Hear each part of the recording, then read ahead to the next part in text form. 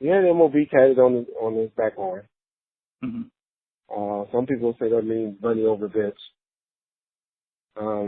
MC Hammer had MOB tat. He still today has MOB tatted on the back of his arm.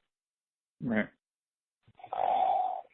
He's from Oakland. He's a player. He's not a. They don't do that game banging stuff up there.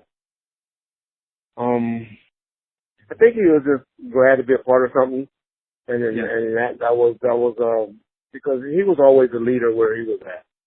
Yeah. You know, from wherever he was at, he was always in the house as a leader. And with us, he was kind of took the back seat and had people around him, and so you know we exposed some of his people on the trip. I don't know if we ever told about the trip where they got bored and had to show guys and made some of his guys that was around him go out, throw balls up in the air, butt naked, stuff like that. Oh, was that the Thug Life guys? Where? That wasn't that Mopreme? It was at a hotel we was at when he went to film the Saturday Night Live. So, but the whole point to that was just to show how weak guys were that you have around you, and how you just need guys like this around you, because if we can make some guys go and sit down and throw snowballs up in the air and singing and all of that stuff, whether somebody else get to them, how they would tell and get to them on you. So that was the point of the exercise, Tupac. So I'm trying to say, then the Outlaws, they were young then. You know, I'm sure they got some hard down and all of that, but they were kids. He treated them like get in line, like military. From his Black Panther training, because he was brought up in that.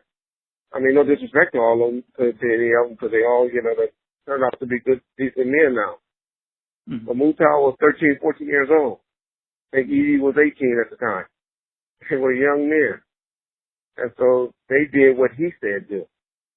And so, to be with some guys that's a little bit your age and a little bit on your age, your mentality, I think that's what made him cling to the guys that was in Suge Entourage, which was mainly, the Bloods that he mentioned in the Live and Die LA song. Okay. Joe Cool had spoke on an incident that he witnessed where he said Mopreme, who was one of the Thug Life members, where he did some stuff on All Eyes on Me, and then he didn't do a whole lot afterwards. But Mopreme goes by the name Mopreme Shakur, says it's Tupac's brother, But Joe Cool basically spoke on how Tupac and then beat him down. And that's the incident I was speaking of, and that happened in New York, and that's why he left. That happened that night. They got bored, probably was drinking and stuff, and him and I forget the other guy who was his assistant at the time. They caught it was a tall license. No, not Big Sight. They didn't do that to Big Sight.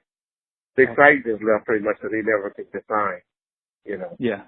He always wanted to get signed at the Death Row, or at least get a check or get something. Right. And right. just feel like he wasn't him with Bo Peep, or didn't feel like they were being appreciated. But that was Suge's whole plan, to get all those people away and to get him more up under his people, his entourage.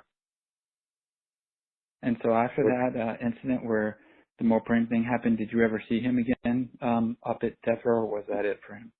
No, that was the last time I saw him. He got shipped back to Sacramento real quick.